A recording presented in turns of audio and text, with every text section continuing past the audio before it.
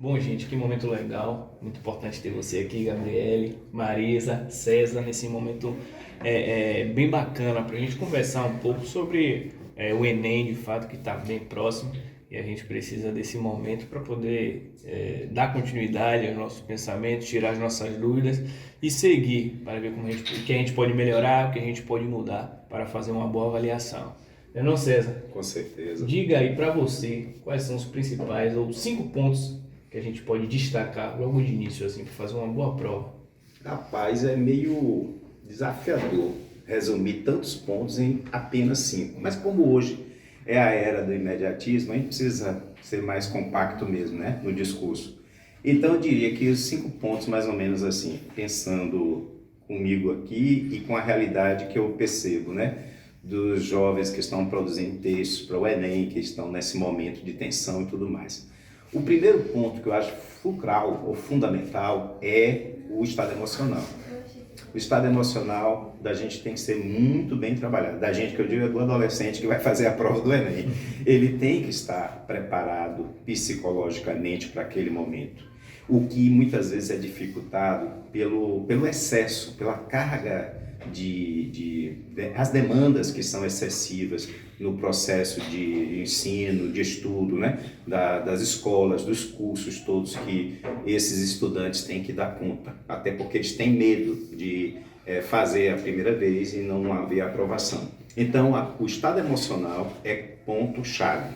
Como trabalhar esse estado emocional? Bom, primeiro, talvez aí seja o caso de ouvir um profissional da área, um psicólogo, né? Alguém que tenha muito mais competência do que a gente para falar sobre isso. Mas, em linhas gerais, não se debruçar muito em áreas como áreas que trazem muitos desafios e muitos medos, como a área de exatas, chamada área de exatas, que muitas vezes os candidatos ficam extremamente tensos, achando que nunca vão acertar nada, que tudo vai ser difícil.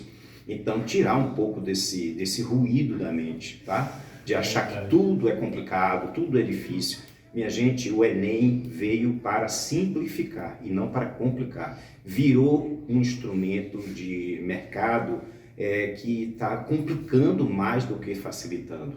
Tá? Porque tem competitividade, porque tem muita gente, porque você quer fazer um bom curso, porque você quer tirar 1000 na redação, essas coisas todas. Então, o primeiro item é trabalhar o psicológico, saber, eu fiz tudo que estava ao meu alcance, eu consegui estudar ao máximo, eu me dediquei, então eu estou preparado para fazer essa prova. Tá? E largar um pouquinho esse excesso de dedicação às áreas. Não estou dizendo que as áreas não sejam importantes, não estou dizendo deixe de lado, eu estou dizendo que haver também uma dedicação à língua portuguesa, em especial à redação, que normalmente, não sei se você concorda, Gabi, mas normalmente o estudante deixa a redação para a última instância, tá? E acha também que não tem o que estudar, que é só decorar a regra. E eu não acho que não deva haver regra, eu acho que você não deve só fazer isso. Então a primeira coisa é o estado emocional.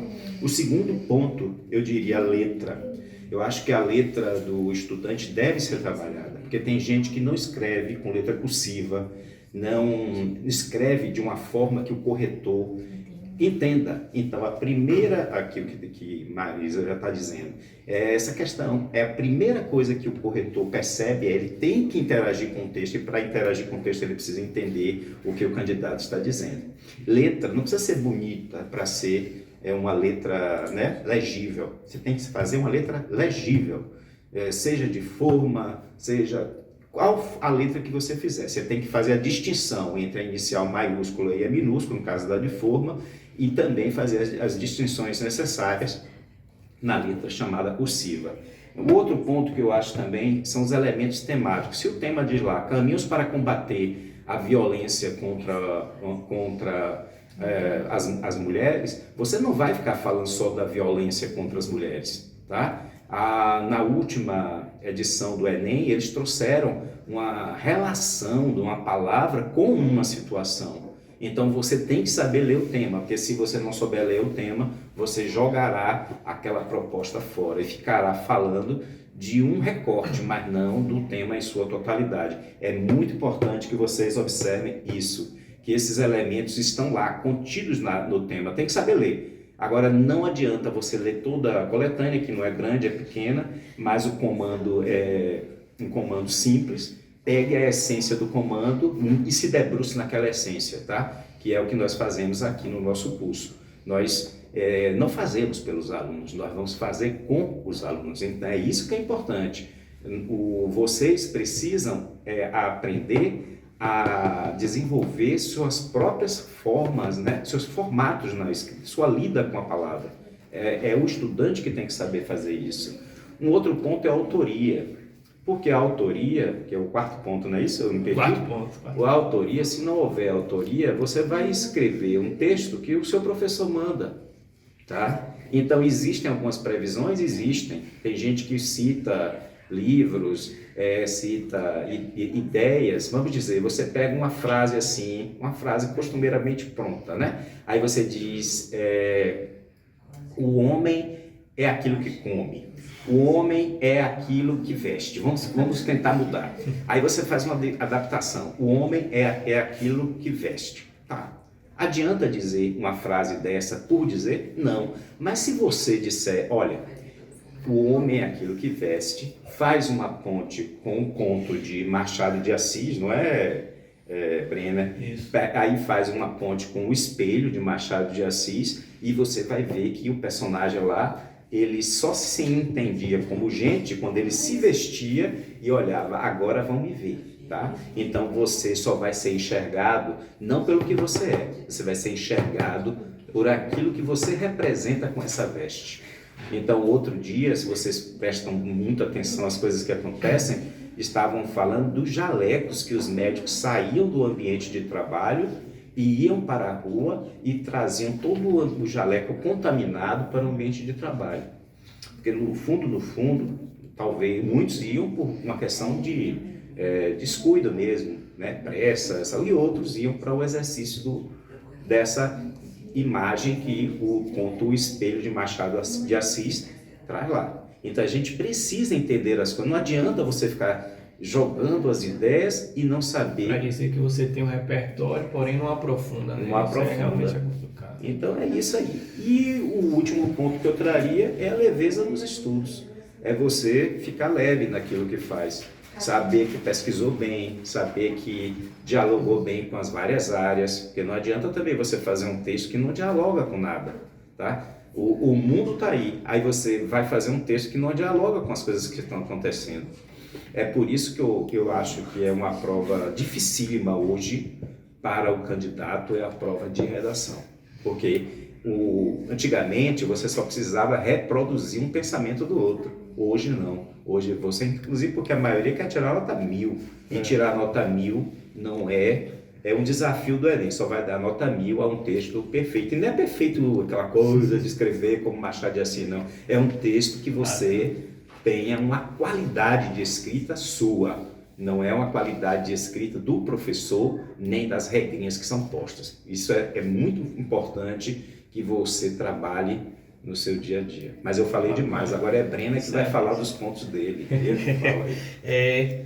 Antes de produzir, na verdade, no momento chave, quando você pega lá a sua prova e vai começar a dissertar, a escrever o texto, é importante, de fato, você fazer o seu plano. Eu sempre digo isso, produza um plano de texto antes de escrever, porque tudo que é feito de maneira organizada, com certeza vai sair melhor. Se você for trabalhar, você precisa se planejar. Se você vai construir uma casa, da mesma forma é o texto. Então é importante que você produza. Poxa, o que é que eu vou escrever aqui na minha introdução? Primeiro ponto, você lê o tema, lê os textos motivadores, você já vai ter o seu posicionamento. É como você vai conhecer uma pessoa. Estou conhecendo aqui Gabriele, e aí eu vou dizer, poxa, pelo estereótipo dela, eu já imagino o que é que ela deve ser, como é que ela deve se comportar.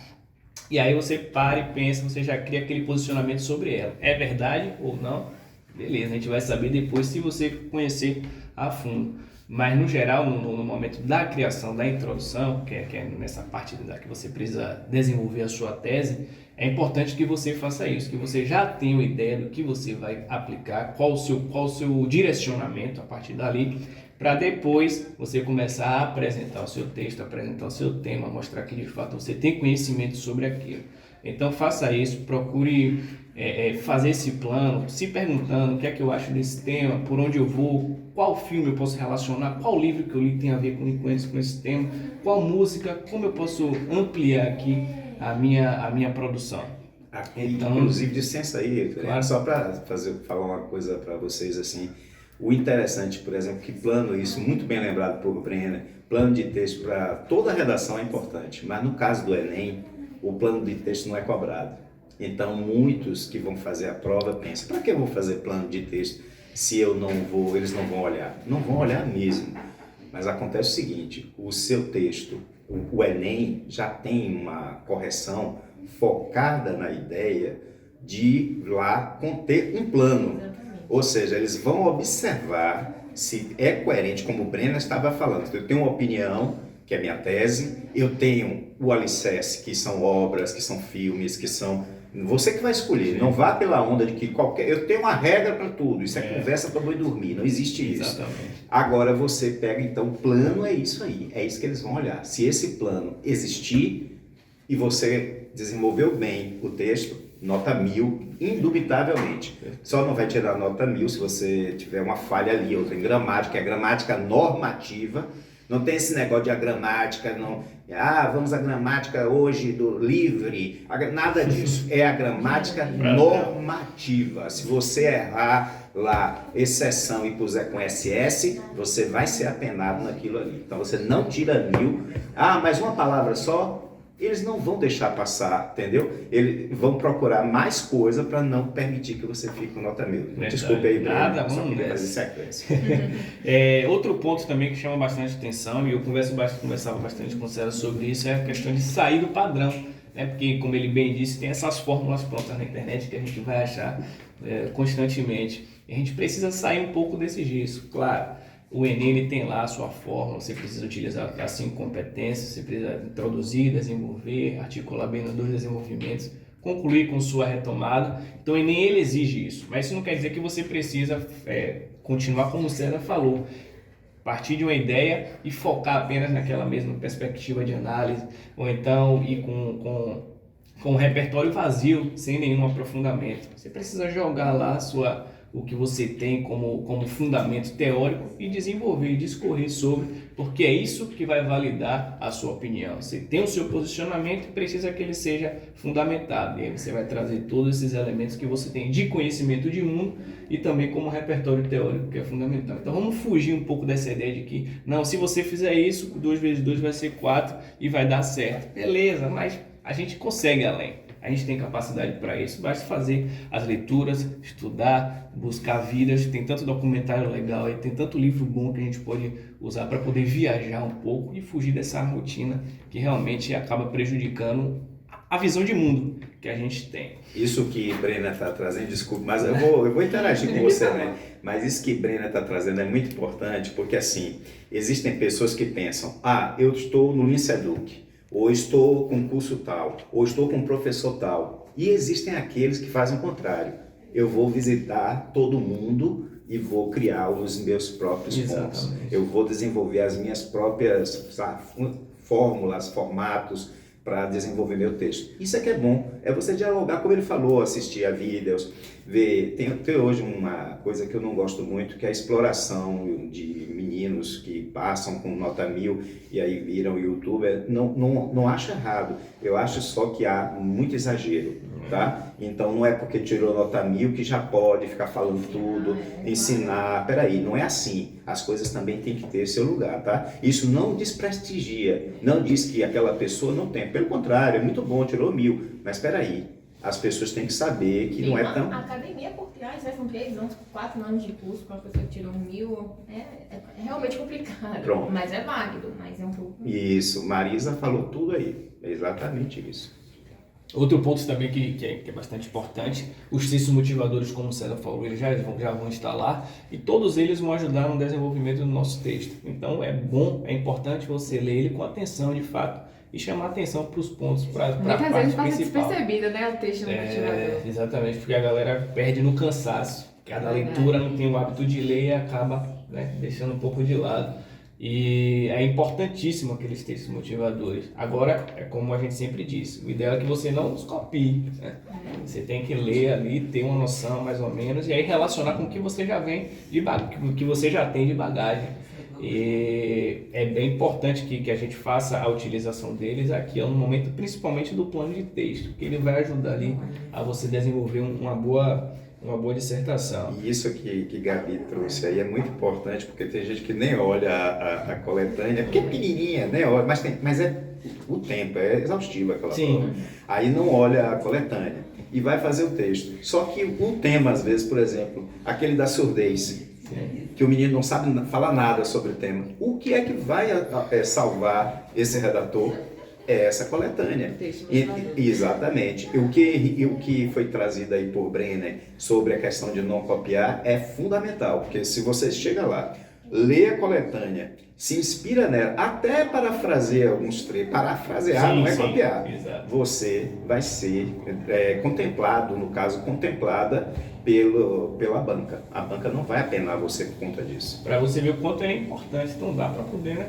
E outra coisa é não inventar repertório, trazer esses elementos inventados, né? Estatísticas, números, dados, fontes, que quando o leitor vai procurar lá, às vezes ele até já sabe, né? Ô, Breno, e quando diz assim, como diria Sócrates, eu fico pensando como é que ele fala. Como é que Sócrates diria que foi, né? Como diria Sócrates. Exatamente. Então, não é válido inventar, porque você está inventando um repertório que não existe.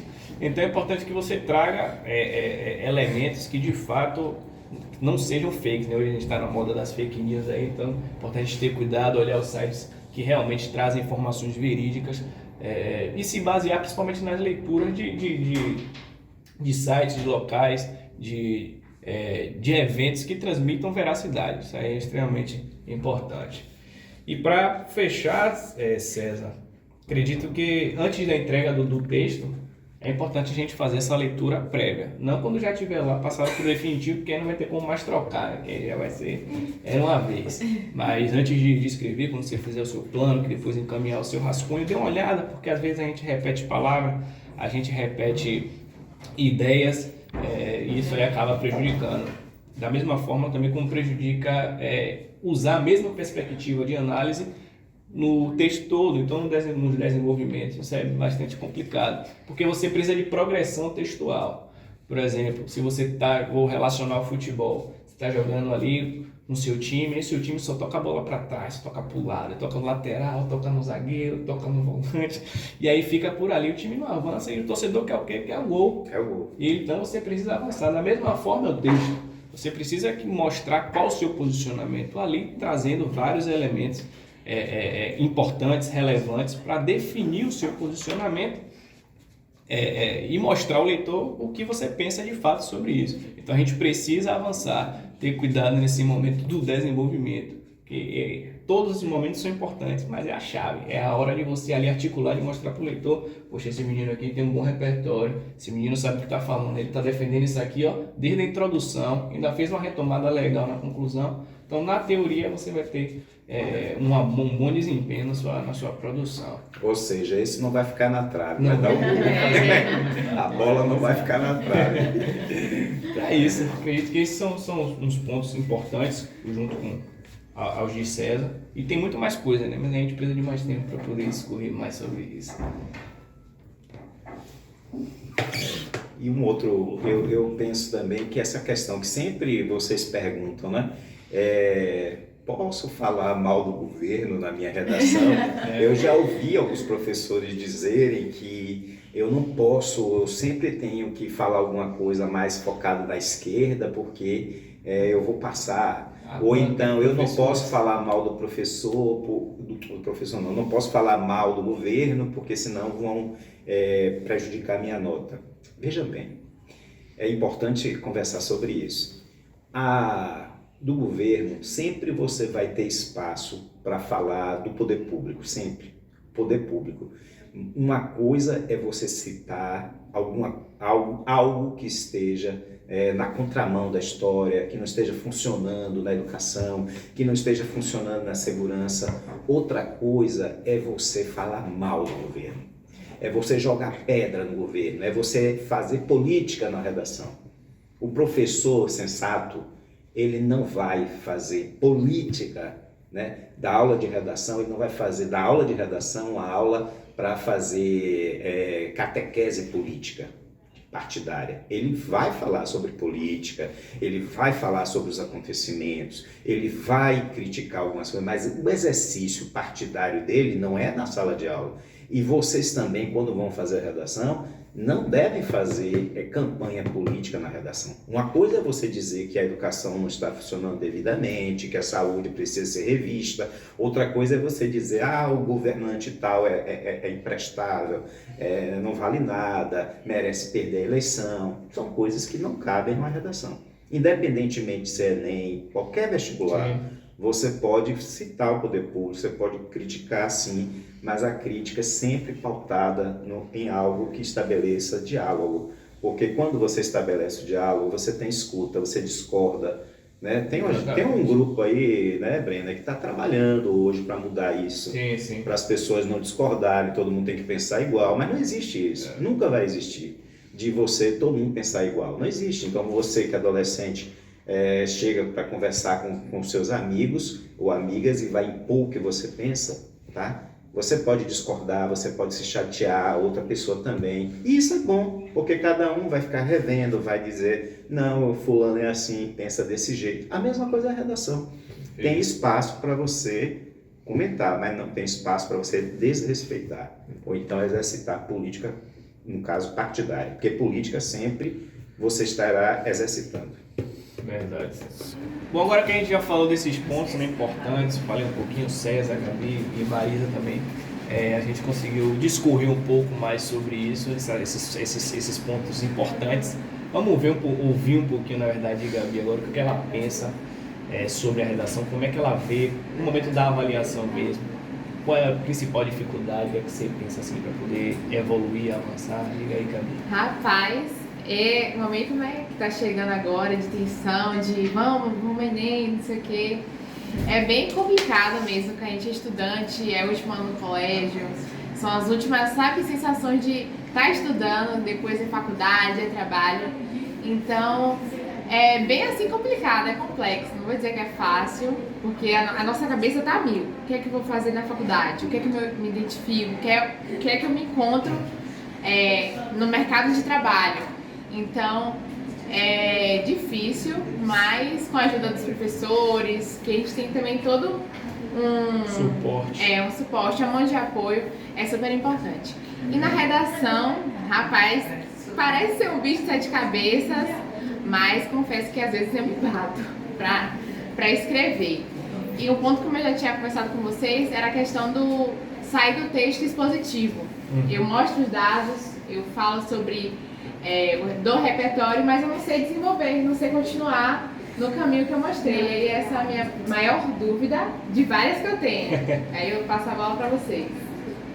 A impressão que eu tenho é que o jovem hoje, ele no texto é muito mais expositivo do que argumentativa, a abordagem dele é muito mais expositiva, porque costumeiramente ele é ouvinte de um dador de aula, tá?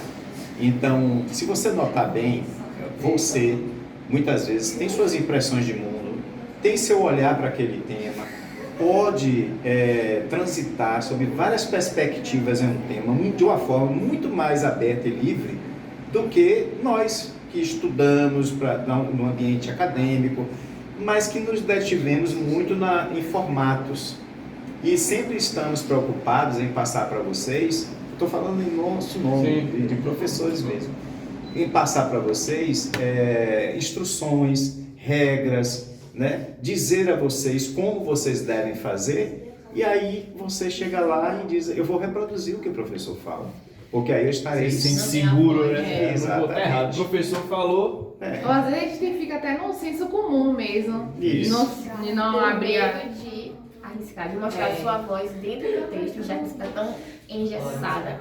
E é algo que é bem problemático, porque vai chegar um momento que, de tanto gesso que colocaram sobre os estudantes, vai se tornar um senso comum e vai ser necessário criar um novo modelo. Aí vai ser um gesso por cima do outro gesso e sempre marionetes mesmo.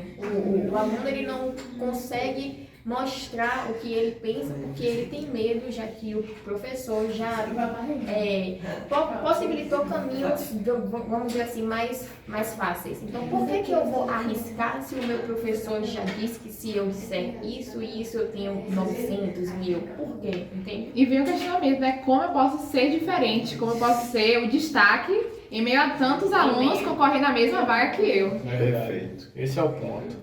E normalmente a nota 1000 é dificílima exatamente por isso.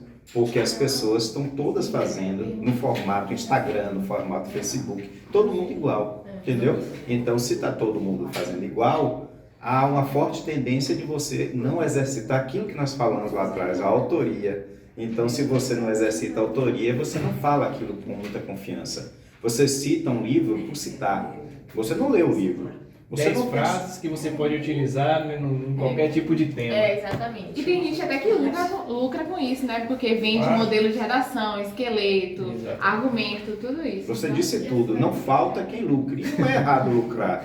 O problema não está em lucrar, o problema está em o que fazem com isso, sabe? Eu posso lucrar, mas fazer com que você pense, levar você a se manifestar. O que está faltando mesmo, eu acho que nós estamos tentando fazer ao longo do nosso trabalho, é provocar o estudante a ser agente, tá? E não ser um ser passivo, não, como se costuma dizer, né? Uma pessoa subordinada ao que o outro pensa. Vocês precisam ter pensamento próprio. E hoje no mundo isso é muito difícil. É um sujeito assujeitado. É verdade. Um sujeito assujeitado. Do lado do discurso. Exatamente. E o que E mais? como é que a gente lida com a tensão, né? Pressão da escola, pressão da família, tem que passar no Enem, tem que passar na pública. E aí? Eu falei recentemente no blog, né? O blog, coisa mais parecendo coisa Atual. desatualizada. Eu falei no blog recentemente que essa questão de você fugir dessas amarras está basicamente em uma situação de você vencer, tá? A coisa e ter autoestima bem trabalhada, é o estofo interno. O estofo interno, normalmente quem vai trabalhar com vocês mais jovens é a família em primeiro lugar. A família talvez trabalhe isso de uma forma muito mais direta do que a escola. Como a família hoje não está tendo muito tempo, porque todo mundo está tendo que trabalhar, foi isso que eu disse lá. Aí você hoje tem a escola fazendo isso. E muitas vezes a escola também acha que vocês já entram lá preparados. Então, muitos de vocês estão entrando na escola e saindo dela sem ter o estofo interno devidamente trabalhado. E esse estofo interno precisa ser trabalhado. E estofo interno não vai ficar dengando o menino não, tá? Ô Gabi, você quer fazer isso? Faz, tome, risca aqui, risca a mesa, quebra o celular. Não é isso não. É você dizer, olha, tem aí, você tem limites para isso, para aquilo. Não é o limite militar, mas é algo... Exatamente, aquela coisa da disciplina é liberdade que Renato Russo traz na música. É isso mesmo. Uma outra pergunta que eu tenho é em relação de como eu separo o meu tempo, como eu divido, como eu trabalho essa gestão de tempo. Com o tempo que é bem corrido e as questões são longas, para não me atrapalhar e acabar sendo vencida pelo cansaço. Gabi, essa sua pergunta é muito interessante e causa muitas dúvidas em todos os alunos, porque muitas vezes, quando eles abrem a prova e se deparam com um determinado tema, o próprio nervosismo do momento já faz com que eles travem. É aquele famoso deu branco. E agora, o que é que eu vou falar sobre? Por isso que quando a prova chegar, relaxe, respire fundo, abra a sua prova, leia o tema e guarde aquela informação e faça a sua prova. E lembrando sempre de que por mais que ainda não tenha desenvolvido nada, despertado nada, para começar o seu texto, é válido a gente ter em mente que ainda é preciso voltar ao texto, porque, como você mesma disse, o tempo está passando. Não que ele está correndo, sem aquela pressão, mas existe um limite mesmo de tempo em que a gente precisa estar sempre atento. Então você vai ler o tema e vai guardar aquelas informações. Se puder também, sinalize, faça um círculo naquelas palavras que mais te chamam a atenção. Sempre vão ter. E a partir daí você já volta para a prova com uma outra visão. Porque querendo ou não, quando você lê as próprias questões, você automaticamente já vai estar querendo procurar alguma coisa que se encaixe com o tema. Caso achando, ótimo. Caso não, volte mais uma vez, dê mais uma lida para a partir daí você, com o seu conhecimento de mundo e toda a sua preparação durante o ano, você consiga dar início ao seu texto para que o tempo também não te prejudique. Eu diria também, Gabi, que durante o ano você deve ter uma habilidade com treino, tá? Sim, verdade. E esse treino, você, na minha concepção, você deve fazer assim. Quando for treino meramente para uma produção de construção de repertório, como o Brenner disse no início, você faz com mais tempo, porque você vai precisar ir pesquisando o repertório todo. Se for um treino para o Enem, propriamente dito, por conta do tempo, então eu faria um texto em 1 hora, tá? E aí eu faria o texto em 1 hora e 20 minutos dedicados ao passar a limpo, tá? Porque se você dedicar mais de 1 hora e 20 nos treinos, quando você chegar lá você vai querer fazer a mesma coisa e aí vai se perder em relação à questão temporal, como foi trazido por Marisa, para as outras questões que você tem na prova, tá?